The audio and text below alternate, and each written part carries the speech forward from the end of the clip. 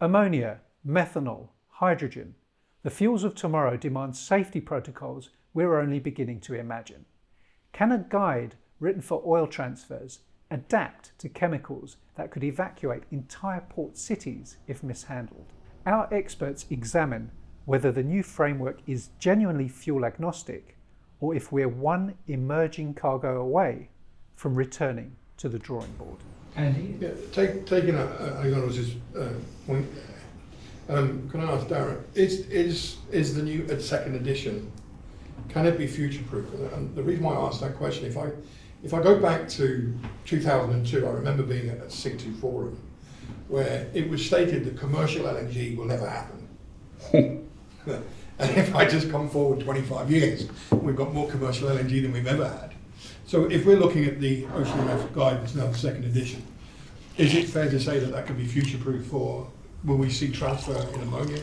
Will we see transfer in methanol, ethanol, or even hydrogen, or CO2, or other trace gases? Will we see that in the future? And does this new second edition, probably a leading question, will that cover that? Because I think there's going to be a lot more safety and risk applications being applied once we start going down the ammonia route, the methanol, ethanol, and hydrogen route. Yeah. I wouldn't want to try to predict the future. If I could predict the future, I wouldn't necessarily be doing what I'm doing now. But it's a leading question, so please. Although I do love what I'm doing now. But I don't think the goal was to try to future-proof the document. I think the document, in the way it's laid out, and the contents of the document, I wouldn't say future-proof it, but it doesn't exclude future cargoes, or doesn't exclude or preclude the transfer of emerging fuels.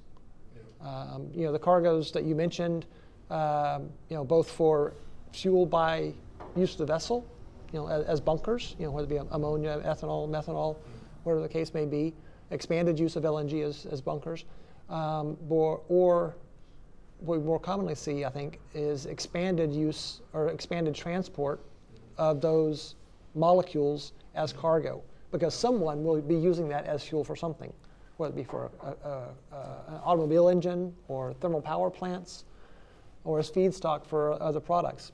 Those products, the transport of those products will continue to grow in the future. Now, how much it will grow, I can't imagine. But it will. It will continue to grow. But the way the document is laid out, the way the STS guide is laid out, is it's not meant to be exclusive to a certain set of cargoes. It's meant to provide a framework for conducting safe STS operations, and considerations taken into account in conducting those STS operations. It's not a prescriptive document of telling you how to do certain things, with the exception of the Fender calculations, because there's guidance in there, some very detailed guidance. As for the last bit of work that went into the document was the Fender calculations and the template for that. But it does lay out considerations taken into account when conducting STS operations. And as new cargoes come along, beyond what we described here, ethanol, methanol, expanded LNG, hydrogen perhaps in the future, these cargoes, these molecules will be transported, and inevitably they will be transferred from ship to ship. When it will happen, where it will happen, I couldn't tell you. Time will tell. It will happen.